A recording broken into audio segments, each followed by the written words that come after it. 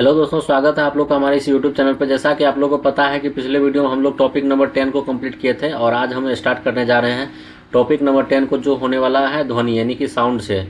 ये एसएससी और रेलवे दोनों के लिए जो है दोनों के परीक्षा के पॉइंट ऑफ व्यू से बहुत ही इंपॉर्टेंट है और 50 वन लाइनर क्वेश्चन इसमें रहने वाले हैं। तो चलिए बिना देरी का शुरुआत करते हैं। अगर चैनल पर नया है तो चैनल को सब्सक्राइब कर दीजिए। पहला क्वेश्चन देखिए क्या है कि ध्वनि किसे कहते हैं। तो ध्वनि किसे कहते हैं? कंपन से उत्पन्न यांत्रिक तरंग को ही ध्वनि कहते हैं। अगला देखिए क्या है कि ध्वनि किस माध्यम में चलती है।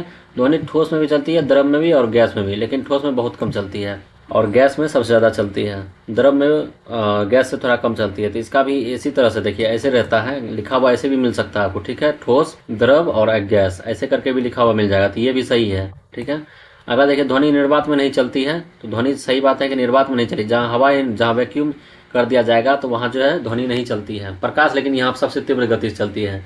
तो प्रकाश का जो वो लिखा हुआ रहता है 3 × 10⁸ जो रहता है वो इसी में रहता है। निर्वात का ही निर्वात से ही वो लिया गया है, ठीक है।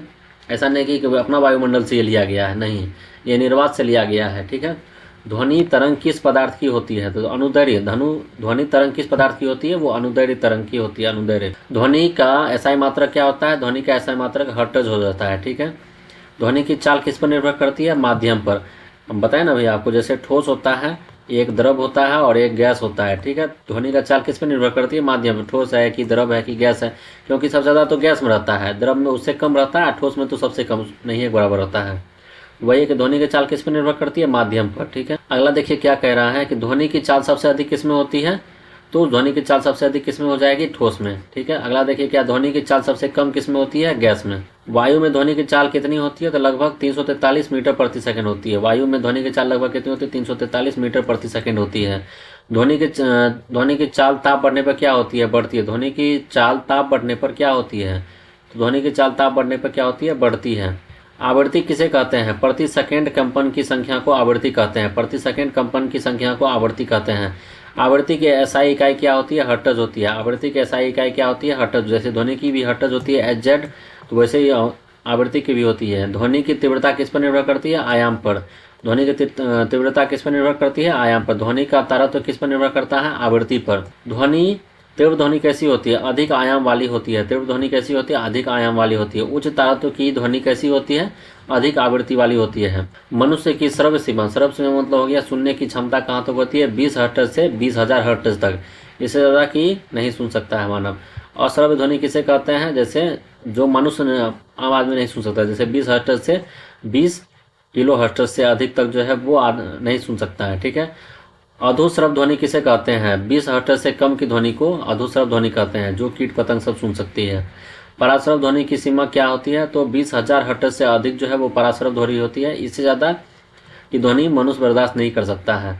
प्रतिध्वनि किसे कहते हैं? परावर्तित ध्वनि को ही प्रतिवर्ती ध्वनि कहते हैं। अगला देखिए क्या है कि प्रतिध्वनि सुनने के लिए न्यूनतम दूरी 17 मीटर होना चाहिए। ये पूछा हुआ है और ये इंपॉर्टेंट है। 17 मीटर यानी कि अगर आपको जो है इको चाहिए तो उसके लिए आपको 17, प्रतिध्वनि का इंग्लिश हो गया इको, ठीक है। तो अगर आपको इको चाहिए तो 17 मीटर कम से कम जो है आपको दूरी होना चाहिए, तो आपको जो है इको सुनाई देगा, ठीक है। ध्वनि का परावर्तन किस नियम का पालन करती है? परावर्तन के नियम का। ध्वनि का परावर्तन के नियम, जैसे इधर से प्रकाश जाता है फिर आ जाता है, तो परावर्तन के नियम का है तो पालन किया। नहीं भी ध्वनि इधर से आप बोले हैं फिर उधर से रिटर्न, जैसे पहाड़ों में यहाँ पहाड़ है और यहाँ से आप बोल रहे फिर यहाँ से रिटर्न आ गया, तो क्या परावर्तन के तो नियम का पालन किया, वही बात है। अगला देखिए क्या कह रहा है कि मेघ गर्जन पहले क्यों सुनाई देती है? क्योंकि ध्वनि की चाल कम होने के कारण। पहले बिजली चमकता है तो बिजली चमकते हुए दिखाई देता है, उसके बाद ध्वनि की उसकी आवाज़ आती है, मेघ गर्जन का आवाज़ आता है। सोनार किस सिद्धांत पर काम करता है? प्रतिध्वनि पर। सोनार जो काम करता है वो प्रतिध्वनि पे काम करता है। सोनार मतलब वो सोनार ने जो सोना पीटता है। सोनार का मतलब यहाँ ये है कि जो जहाज में जो लगा हुआ रहता है, एक मशीन रहता है जो कि यहाँ से साउंड भेजता है नीचे में, और वहाँ से रिटर्न अगर साउंड आ गया तो उसी सिद्धांत को बोलता है। तो सोनार मतलब वो चीज़ हो गया। प्रतिध्वनि पे ये काम करता है सोनार, एक टेक्निक है ये। अगला देखिए क्या है, सोनार का उपयोग कहाँ होता है? समुद्र की गहराई मापने के लिए होता है। संगीत और शोर में क्या अंतर है? तो संगीत मधुर होता है और शोर जो है वो कर्कश होता है, मतलब कि ये हार्प होता है, हार्श साउंड होता है ये, ठीक है। और संगीत जो है वो स्वीट होता है, ठीक है। ध्वनि प्रदूषण क्या है? कि अवांछित तीव्र ध्वनि भी ध्वनि प्रदूषित है, ठीक है। अगला देखिए ध्वनि प्रदूषण का प्रभाव क्या है? कि श्रवण क्षमता घटती है। ध्वनि प्रदूषण पर प्रदूषण का प्रभाव ये होता है कि सुनने की क्षमता जो है वो घट जाती है। डेसिबल किसकी इकाई है? ध्वनि तीव्रता की इकाई है डेसिबल। 0 डेसिबल क्या दर्शाता है? श्रवण सीमा। श्रवण सीमा जो है 0 डेसिबल दर्शाता है। कान के किस भाग से ध्वनि प्रवेश करती है? तो बाह्य कान से ध्वनि प्रवेश करती है। कर्ण पटल का कार्य क्या है? कि कंपन ग्रहण करना। कान की सबसे छोटी हड्डी का नाम क्या है? स्टेपस। स्टेपस ये पूछा गया है, ठीक है। स्टेपस जो है कान की सबसे छोटी हड्डी है। कान में कुल कितनी हड्डी होती है? 3 हड्डी होती है। कान की सबसे बड़ी हड्डी कौन सी है? तो मेलिसियस। मेलियस जो है वो सबसे बड़ी हड्डी है। और सबसे छोटी हड्डी कैप्स स्टेपिस, जो अभी आपको बताया स्टेपस। स्टेपस हो गया। और जो है सबसे बड़ी हड्डी क्या हो गया? मेलियस हो गया। अगला देखिए क्या है। ध्वनि ऊर्जा किसमें बदलती है? यांत्रिक ऊर्जा। ध्वनि जो ऊर्जा किसमें बदल जाती है? यांत्रिक ऊर्जा में। ध्वनि का उपयोग किसमें होता है? संचार और संगीत के लिए ध्वनि का उपयोग होता है। शोर नियंत्रित कैसे किया जाता है? शोर नियंत्रित जो है अवशोषक पदार्थों से किया जाता है। जैसे एक रूम में जो है शोर को आपको नियंत्रित करना, तो सामान भर दीजिए, आप कितना चलाइएगा इको नहीं आएगा और ना ही ध्वनि जो है बाहर फैलेगा। तो शोर नियंत्रक कैसे किया जाता है? अवशोषक पदार्थों से। ध्वनि तरंगों की में स्पीडन कैसे होता है? अधिक दाब क्षेत्र के कारण जो है वो स्पीडन होता है। विरलन किसे कहते हैं? कम दाब या क्षेत्र को विरलन कहते हैं। ध्वनि तरंगों में ऊर्जा किससे संचारित होता है? कंपन से। कंपन के कारण ही ध्वनि जो है एक जगह से दूसरा जगह पहुंच पाता है। ध्वनि की तरंगदैर्घ्य किस पर निर्भर करती है? वेग और आवृत्ति पर ध्वनि का तरंगदैर्घ्य निर्भर करती है। अगला देखिए क्या है कि तरंग का सूत्र क्या होता है? तो तरंग का सूत्र जो है v बराबर एफ और ये डेल्टा हो जाएगा, ठीक है। ध्वनि की चाल किस पे चाल दाब बढ़ाने पर बढ़ती है। ध्वनि की चाल जो है दाब बढ़ाने पर वो बढ़ती है। ध्वनि तरंग किस पर निर्भर करती है? ध्वनि तरंग किस प्रकार की ऊर्जा है? यांत्रिक ऊर्जा। तो आपको बताइए कि ध्वनि ऊर्जा जो है बदल देता है अपना यांत्रिक ऊर्जा में, ठीक है।